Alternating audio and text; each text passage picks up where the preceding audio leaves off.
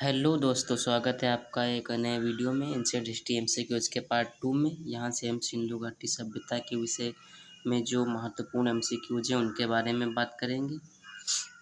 ये सिंधु घाटी सभ्यता की सीरीज़ की पहली वीडियो है और चलिए बिना देरी किए शुरू करते हैं। सीधे पहला क्वेश्चन है हमारा, निम्नलिखित युग्मों में से कौन से सही सुमेलित हैं? नंबर 1 लोथल प्राचीन गोदी क्षेत्र। नंबर 2 सारनाथ बुद्ध का प्रथम धर्मोपदेश।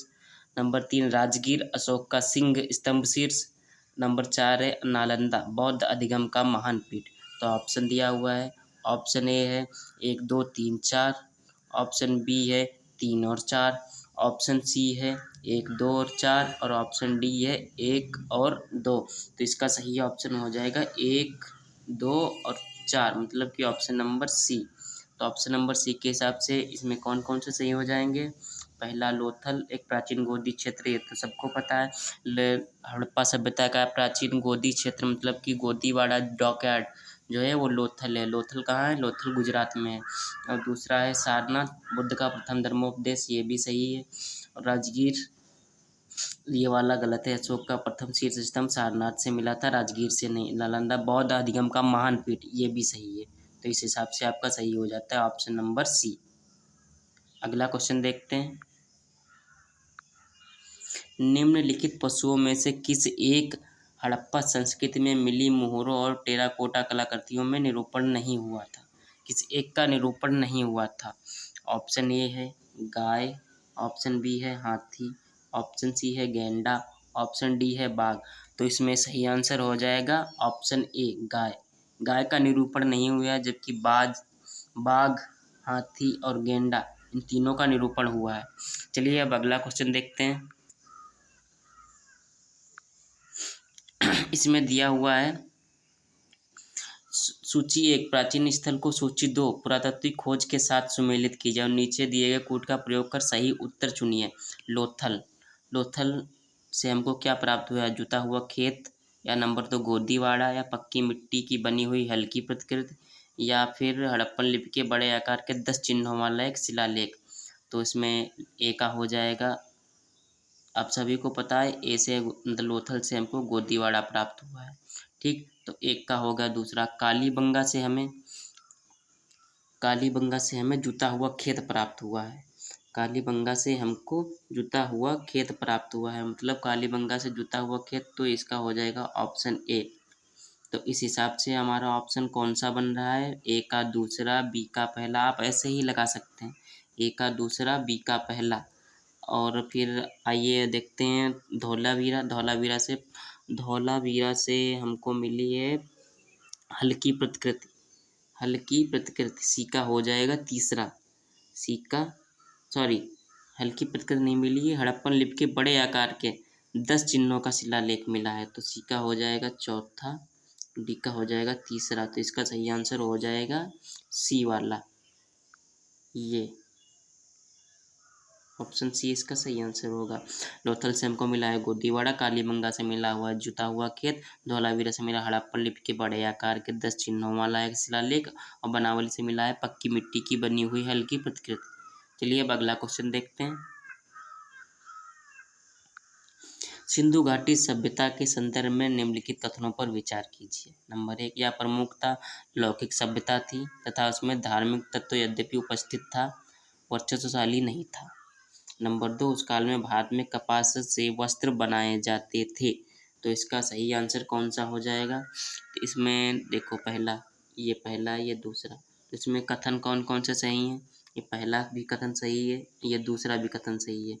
हालांकि धार्मिक तत्व तो दिखाई देता है, लेकिन उसमें वर्चस्वशाली नहीं है वो धार्मिक तत्व।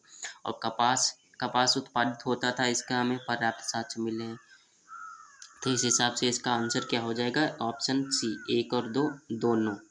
चलिए अगला क्वेश्चन देखते हैं।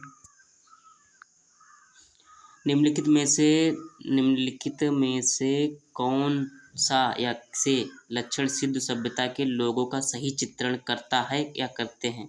नंबर 1, उनके विशाल महल और मंदिर होते थे। नंबर 2, वे देवी और देवताओं के दोनों की पूजा करते थे। नंबर 3 वे युद्ध में घोड़ों द्वारा खींचे जाने वाले रथों का प्रयोग करते थे। तो इसका सही आंसर होगा उनके विशाल मंदिर नहीं मिले हैं हमको। वो देवी देवताओं की पूजा करते थे, ये सही है। वो युद्ध में घोड़ों द्वारा खींचे गए रथों का प्रयोग करते थे, ये गलत है। तो इस हिसाब से हमारा कौन सा ऑप्शन सही हो जाएगा? पांचवा का केवल 2, ऑप्शन नंबर बी। अगला क्वेश्चन देखते हैं। विशाल स्नानागार हमें कहाँ से प्राप्त हुआ है? ऑप्शन नंबर ए है लोथल, ऑप्शन बी है चन्हूदड़ो, ऑप्शन सी है हड़प्पा, ऑप्शन डी है मोहनजोदड़ो। इसका सही आंसर हो जाएगा मोहनजोदड़ो। मोहनजोदड़ो से हमें विशाल स्नानागार प्राप्त हुआ है। अगला क्वेश्चन देखते हैं।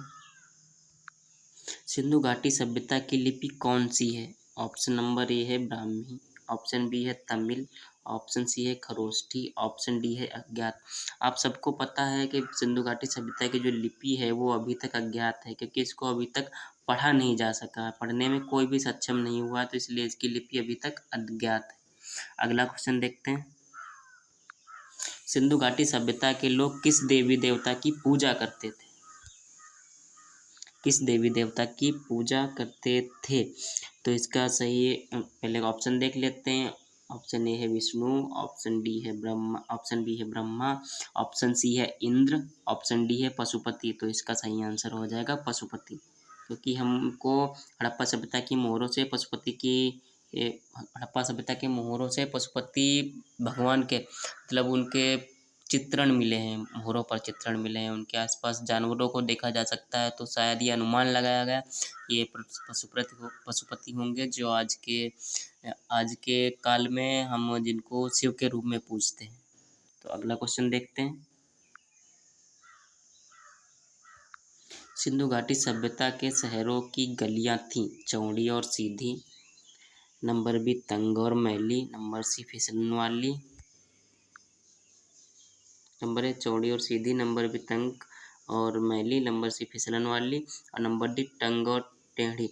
तो इसका आंसर हो जाएगा ऑप्शन नंबर ए, सीधी गलियां थी, चौड़ी और सीधी गलियां थी।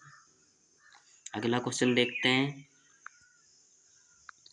मोहनजोदड़ो में सबसे बड़ा भवन कौन सा है?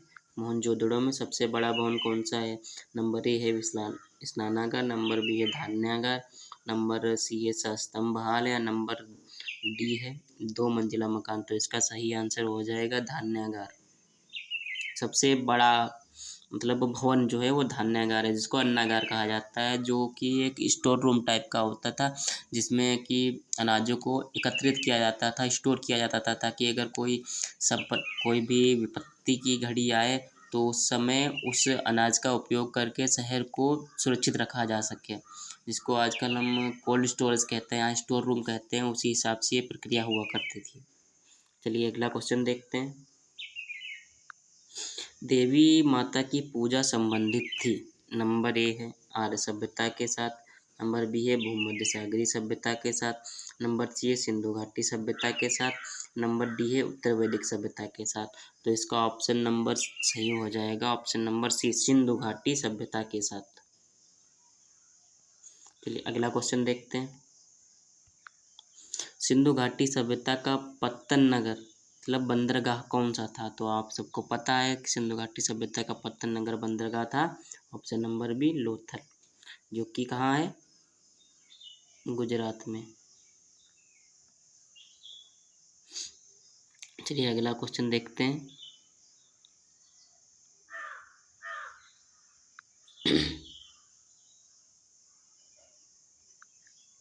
सिंधु घाटी सभ्यता को आर्यों से पूर्व की रखे जाने का महत्वपूर्ण कारक क्या है? तो ऑप्शन नंबर ए है लिपि, ऑप्शन नंबर ए है लिपि, ऑप्शन बी है नगर नियोजन, ऑप्शन सी है तांबा, ऑप्शन डी है मृदभांड। तो इसका महत्वपूर्ण मतलब आर्यों से पूर्व रखे जाने का जो कारक है वो है मृदभांड, क्योंकि इसके मृदभांड जो प्राप्त हुए हैं सिंधु घाटी सभ्यता के, इंडस वैली सिविलाइजेशन के, वो आर्य युगीन सभ्यता से मतलब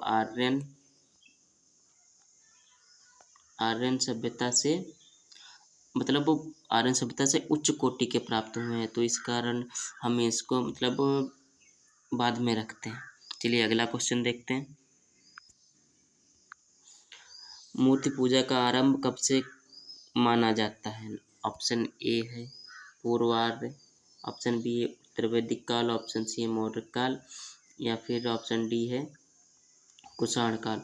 तो इसका सही आंसर हो जाएगा पूर्व आर्य, ऑप्शन ए पूर्व आर्य। मतलब पूर्व आर्य क्या कह सकते हैं? Indus Valley civilisation. पूर्व आर्य सभ्यता, आर्यों से पूर्व युगीन सभ्यता कौन सी सभ्यता थी भारत में? इंडस वैली सिविलाइजेशन ही तो थी, जिसको कहते हैं आजकल हम लोग सिंधु घाटी सभ्यता। चलिए अब अगला क्वेश्चन देखते हैं। चन्नू दड़ों के उत्खनन का निर्देशन किया था, मतलब किसने किया था?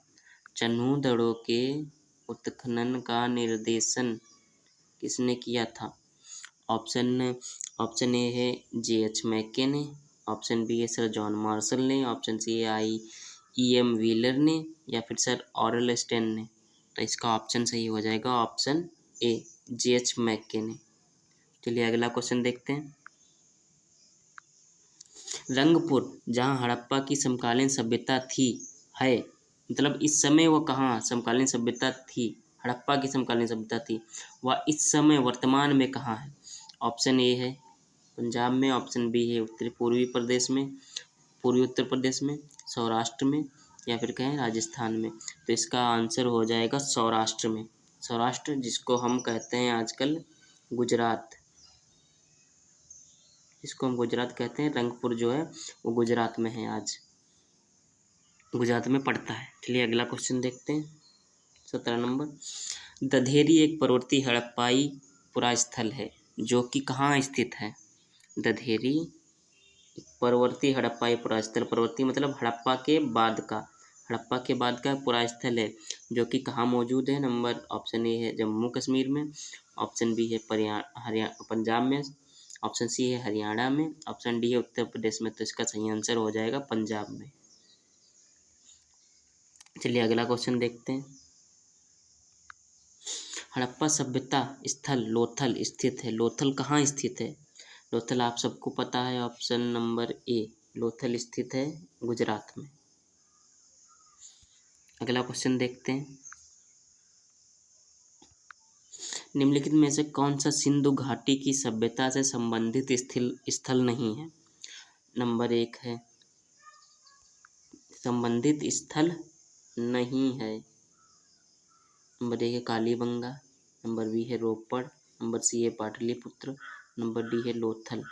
तो इसका ऑप्शन हो जाएगा सही पाटलिपुत्र नहीं है पाटलिपुत्र, क्योंकि पाटलिपुत्र जो है 6th सेंचुरी BC का एक राज्य नगर था पाटलिपुत्र। और कालीबंगा, रोपड़ और लोथल ये तीनों सिंधु घाटी सभ्यता से संबंधित नगर राज्य थे, सॉरी नगर थे, नगर राज्य नहीं थे, नगर थे। चलिए अगला क्वेश्चन देखते हैं। सिंधु घाटी के लोग पूजा करते थे, ऑप्शन ए है सिंधु घाटी के लोग पूजा करते थे, ऑप्शन ए है पशुपति की, ऑप्शन बी है इंद्र और वरुण की, ऑप्शन सी है ब्रह्मा की, या ऑप्शन डी है विष्णु की। तो इसका सही आंसर हो जाएगा ऑप्शन ए पशुपति। मैंने पहले ही आपको बताया था कि हड़प्पा सभ्यता की मोहरों से पशुपतिनाथ की मतलब चित्र मिला है, उस पर जो चित्रित किया गया है, उसको जो छापा गया है, उस पर पशुपतिनाथ की फोटो मिली है, एक तरह से कह सकते हैं। चलिए फिर अब देखने के लिए धन्यवाद आप लोगों का। मिलते हैं एक और नए वीडियो में ऐसे ही, तब तक के लिए ध्यान रखिए अपना, टेक केयर, बाय। और हाँ, चैनल को सब्सक्राइब ज़रूर कर लेना और शेयर भी कर देना। वीडियो अगर अच्छी लगी हो तो लाइक भी कर देना और कमेंट लिखना बिल्कुल ही ना भूलें। प्लीज़ शेयर ज़रूर कर देना। आप लोगों से निवेदन है, प्लीज़ इस वीडियो को अगर आपको अच्छा लगा हो तो आप अपने अन्य मित्रों के साथ भी इसको शेयर कर सकते हैं। चलिए फिर मिलते हैं एक नए वीडियो के साथ, तब तक के लिए धन्यवाद।